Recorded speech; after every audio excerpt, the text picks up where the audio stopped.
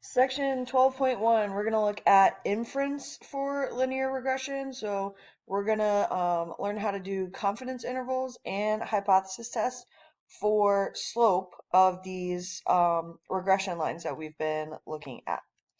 Okay, so here we have an example of something that we don't typically know in real life, but this blue line is a population regression line, meaning data for the entire population, and then the red dots show all of the individual data points. Okay. The standard deviation is the standard deviation of the residuals. Okay, so just like when we did last time, the distance between each of these dots and the blue population regression line. Okay, so some symbols that we need to know. We talked about this bottom part last time when we have a sample regression line, which is most often because we have sample data, and it was y hat equals a plus bx. Okay, when we have a population regression line, just like when we had symbols for like p hat is sample population and p is p hat is sample proportion and p is population proportion. Okay, same thing with our regression lines. These symbols are all for sample regression lines. If we have population regression line, it's mu y equals b0, and b0 is the population y-intercept, plus b1. b1 is the population slope. Okay. So just like our proportions and means, we can have a sampling distribution, right? We could take little samples of data. Each sample of data is going to give us a slightly different line than the true population line. Okay. But this is what the sampling distribution for slope looks like. Okay, that shape should look very familiar to you. Okay, centered around the population slope. It is approximately normal, centered around the population slope, so that means it's an unbiased estimator. And then we have a formula for calculating the standard deviation of this sampling distribution. All right, so mean is equal to the population slope. The standard deviation, this is the formula. And then as long as a 10% condition is satisfied, and then it is approximately normal. And just like for our proportion and mean, these values, the mean and standard deviation, are given to you on the formula sheet. For slope, the mean is equal to population slope, and then the standard deviation is equal to this. Okay. So just like we've been doing, we don't typically have access to population data, so we can't actually find a population regression line. But what we can do is use a sample to estimate and find a confidence interval or do a hypothesis test for the slope. All right, so what does that look like? Okay, we'll go back to our truck example from previous videos. Right, this data is a sample of 16 used trucks. Okay, it is not population data, but we're going to use it to estimate the slope of the population regression line. Okay, so here's some graphs and things. We'll talk about this in a second. All right, this is our state plan do conclude process.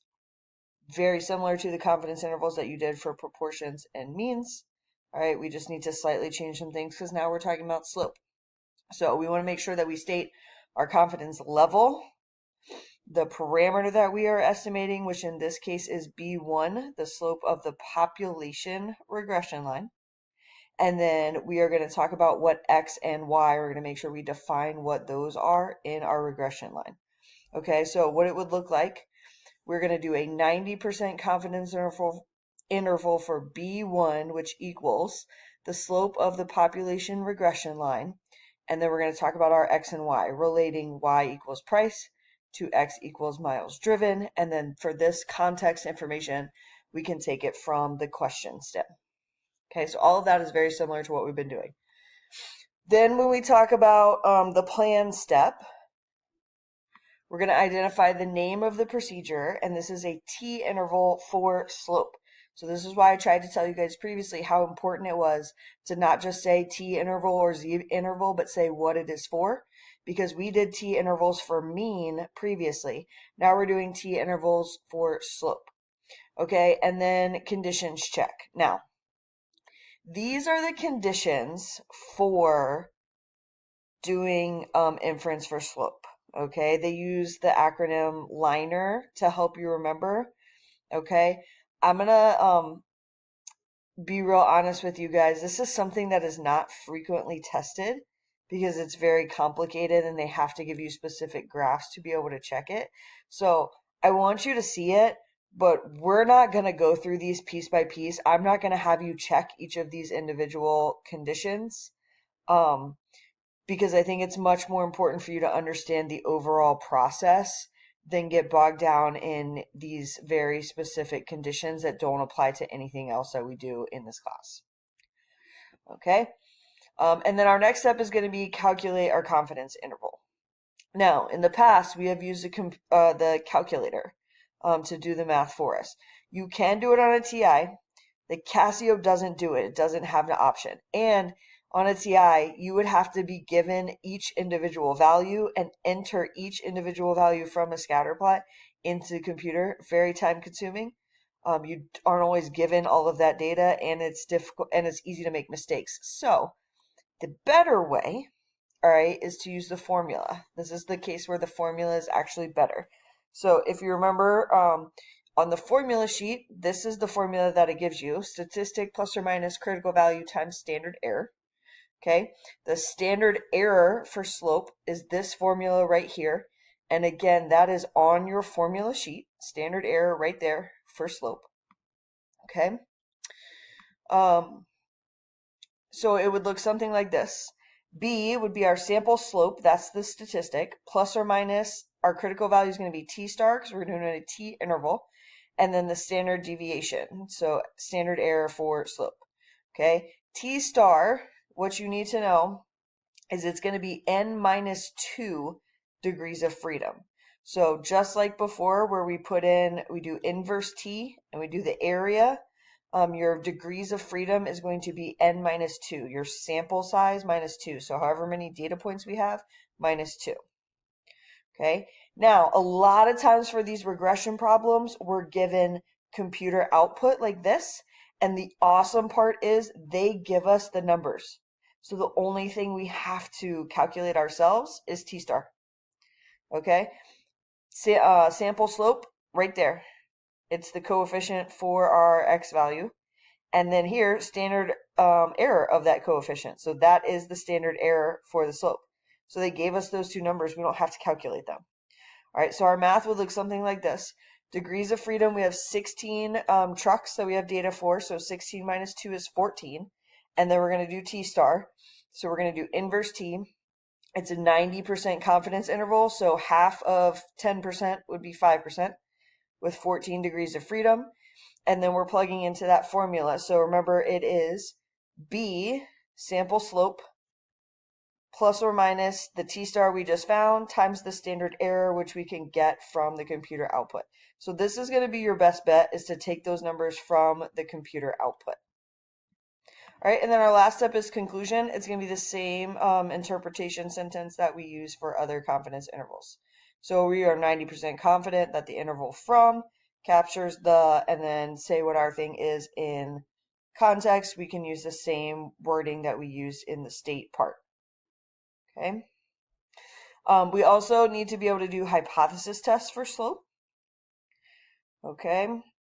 So again, state plan do conclude. It's going to look very similar to what we've been doing with all our other hypothesis tests. So we're going to state our null and alternative hypotheses. Okay. The null hypothesis is that B1, that population slope, is equal to some value. Typically it's 0, because typically they're asking, is there a relationship? And if B was 0, if the slope is 0, that would indicate there is not a linear relationship between the two variables. Okay. This question specifically asks, do we have evidence of a positive linear relationship? So our alternative would be that B1 is greater than 0, because if our slope is positive, then we have a positive relationship. All right. And then just like we did for our confidence interval, we're going to define B1, X, and Y. Okay, so it looks something like this. Our null is that it's equal to 0. Our alternative is that it's greater than 0. And then we define B1 is the slope of the population regression line relating, and then define what your Y and X are. Okay. For plan, again, the name of the procedure is a t-test for slope. And then the conditions part, it's liner again, but we're just going to skip that. All right, for do, we need to know what the test statistic t is, and then the p-value. Okay.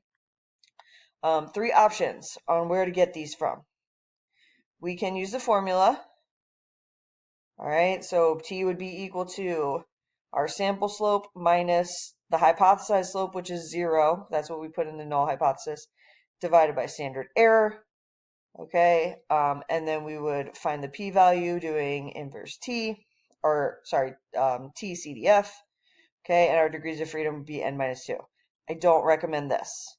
Option 2, calculator. Again, we have to type in individual values. I don't recommend this.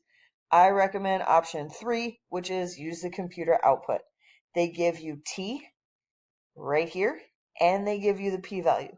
The only thing you need to recognize is this p-value is always for a two-sided test. So this p-value is if your null or alternative hypothesis is that B1 is not equal to 0.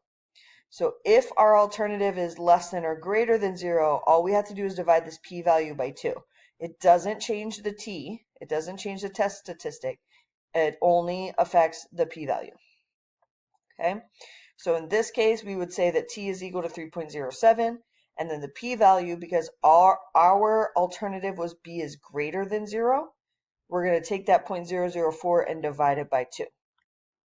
Okay, and then for our conclusion, same 2 conclusion sentences that we've been writing. So we're going to compare our p-value to alpha and reject or fail to reject, and then that means there is or is not convincing evidence of whatever the question is asking for. So in this case, a positive linear relationship. Okay, and then we're always going to describe that in context. That's it for 12.1.